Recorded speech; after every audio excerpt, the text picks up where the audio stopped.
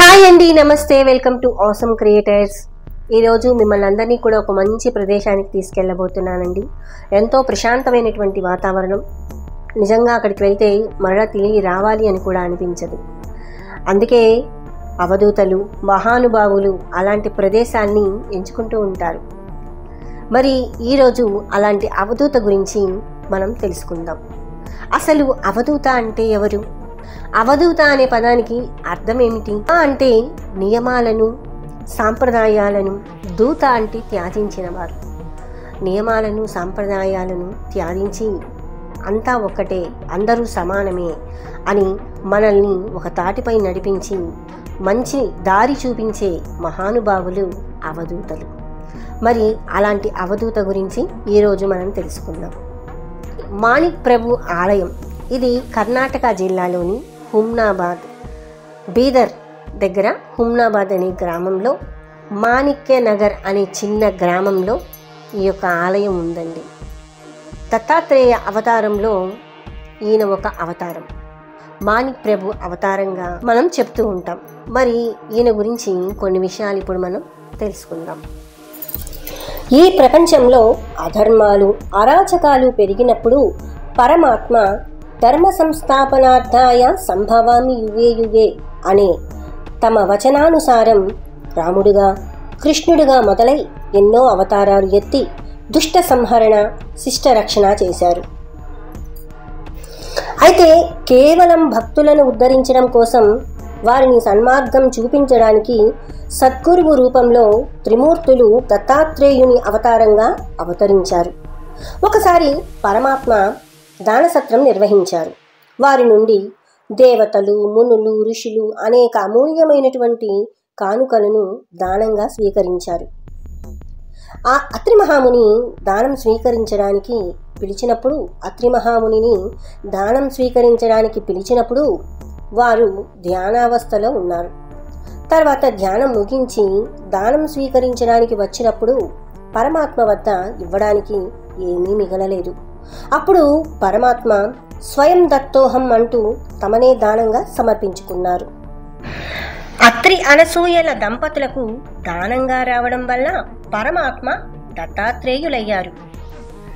త్రిమూర్తి రూపులైన దత్తాత్రేయులు జగత్తులో వివిధ రూపాలలో అవతారణాధారణ చేయడం వల్ల అనేక రకాలైనటువంటి అవతారాలలో భక్తుల కోర్కెలను తీర్చి వారిని సన్మార్గంలో నడిపించారు.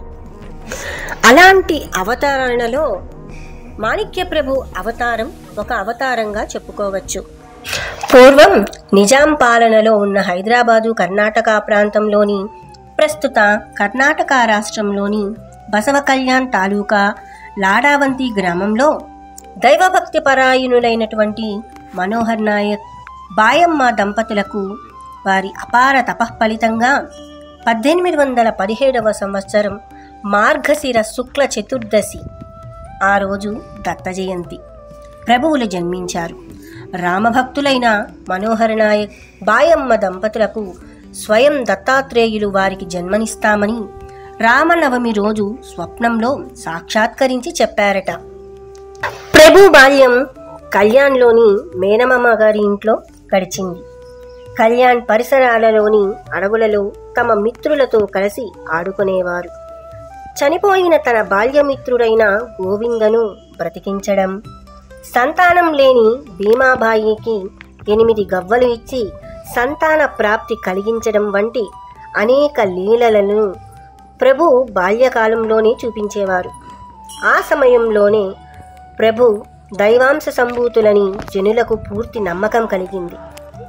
16వ ఏట ఏ పని చేయకుండా ఉన్నావని మేనమామ మందలిస్తే అదే అదనుగా లోకోద్ధారణ కోసం ఇల్లు విడిచి కౌపీనం ధరించి బయటపడి అన్ని క్షేత్రాలు దర్శిస్తూ సప్తవారముల భజనలను ఆయా క్షేత్రాలలో రచించారు. అలా దీర్ఘాటన చేస్తుండగా జనం వారిలోని దైవాంశమును గుర్తించి అనేక మంది శిష్యులయ్యేరి. ఒకసారి శిష్యులు ప్రభు పల్లకి మోస్తుండగా హుమానాబాద్ పరిసరాలలోని అరణ్యంలో 2 చెట్ల మధ్య ఇరుక్కొని పల్లకి ఆగిపోయింది. అప్పుడు ప్రభు ఆ ప్రదేశమే తమ శాశ్వత నివాస స్థానమని శిష్యులతో పర్ణశాల తయారు చేయించాల్సిందిగా ఆదేశించారు. విరాజ, గురుగంగా నదుల సంగమమైన ఆ ప్రదేశం ప్రభు నివాసంతో పావనమై నిత్యశ్రీ నిత్యమంగళం అయ్యింది.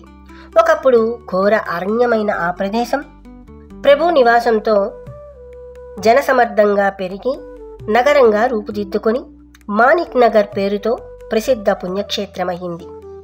భక్తుల మనోకామనాలు పూర్తి చేస్తూ వారి ఆపదలను తీరుస్తూ ప్రభు ఇక్కడ స్థిరనివాసం ఏర్పరచుకొని 1865 సంవత్సరంలో తమ అవతార కార్యం ముగిస్తూ మార్గశిర శుద్ధ ఏకాదశి గీతా జయంతి రోజు సంజీవిని మహాసమాధిలో లీనమయ్యారు.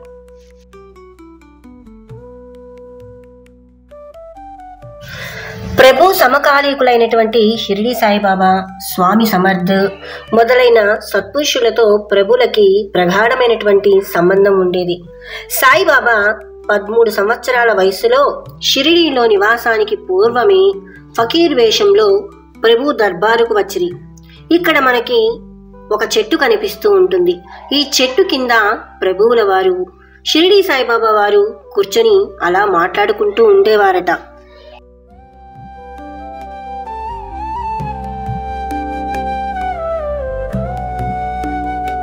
అయితే ఇక్కడ మనం ఒక విషయం గ్రహించాలి. 1857లో ప్రభువు సిపాయి తిరుగుబాటు సమయంలో స్వాతంత్ర సంగ్రామంలో కూడా పాల్గొన్న విషయం మనకి ఇక్కడ అక్షరాలా అర్థమవుతోంది.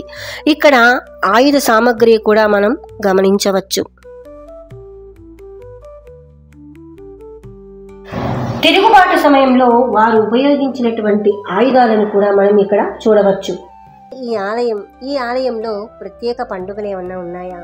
ఈ ఆలయాన్ని ఏ రోజుల్లో స్వామివారికి ప్రత్యేకమైనటువంటి పూజలు చేస్తారు అనే దాని గురించి తెలుసుకుంటూ, అలాగే ఈ ఆలయానికి ఎలా వెళ్ళాలి, ఏ మార్గాల ద్వారా వెళ్తే మనం తొందరగా చేరుకోగలము అనే విషయం గురించి తెలుసుకుందాం.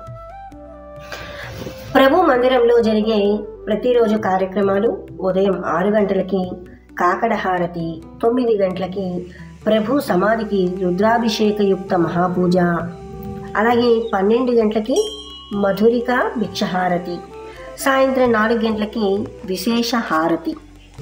గురు శనివారాల్లో మాత్రమే ఈ విశేష హారతి అనేది జరుగుతుంది. అలాగే 7 గంటలకి సప్తవారముల భజన, 8 గంటల 30 నిమిషాలకు ప్రదోష పూజ, 9 గంటలకు సేజహారతి. ఈ దైనందిన కార్యక్రమాలతో పాటు అన్ని పండుగలు, అలాగే దత్త జయంతి రోజు, అలాగే పుణ్యతిథులు, ప్రభు జయంతి రోజున, అలాగే దత్త జయంతి రోజున ప్రతి సంవత్సరం పెద్ద ఎత్తున ఉత్సవాలు జరుగుతాయి. ఈ ఉత్సవం 5 రోజుల విశేష పూజా కార్యక్రమాలు జరుగుతాయి. చివరి 2 రోజులైనటువంటి పౌర్ణమ దర్బార్లలో వేల సంఖ్యలో భక్తులు ప్రభువును దర్శించుకుంటారంట. అలాగే అన్నప్రసాదాలు ఇక్కడ జరుగుతాయి.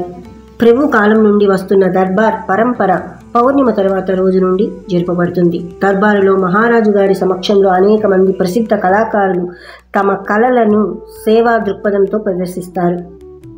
ఈ క్షేత్రానికి హైదరాబాద్ ముంబై జాతీయ రహదారిపై హైదరాబాద్ నుండి 160 కిలోమీటర్ల దూరంలో, హుమ్నాబాద్ పట్టణానికి 1 కిలోమీటర్ల దూరంలో ఉంది. బీదర్, గుల్బర్గా, సోలాపూర్ నుండి బస్సు సౌకర్యం ఉంది. రైలు మార్గంలో రావాలనుకునేవారు హైదరాబాద్ ముంబై రైలు మార్గంలో ఉన్న గుల్బర్గా స్టేషన్లో దిగి 65 కిలోమీటర్లు బస్సు మార్గంలో ప్రయాణిస్తే మాణిక్ నగర్ చేరుకోవచ్చు. మరి విన్నారు కదండి, మాణిక్ ప్రభు గురించి. చాలా అద్భుతమైనటువంటి ప్లేస్ అండి. తప్పకుండా దర్శించండి. స్వామివారు ఎలా వెలిసారు ఏంటి అనేదంతా కూడా నేను ఇప్పుడు మీకు వీడియో చూపించేశాను. తప్పకుండా దర్శించండి. చాలా ఈజీ. మనం షిరిడి వెళ్ళే రూట్లో మనకి కారులో అయితే ఆన్ ది వేనే చక్కగా రోడ్డు మీదే ఉంటుంది. చక్కగా దర్శించండి. ప్రశాంతంగా ఉంటుందండి. మనసు పీస్ఫుల్గా అనిపిస్తుంది. మరి చూసారు కదా, మరొక వీడియోతో మళ్ళీ కలుస్తాను. నమస్తే.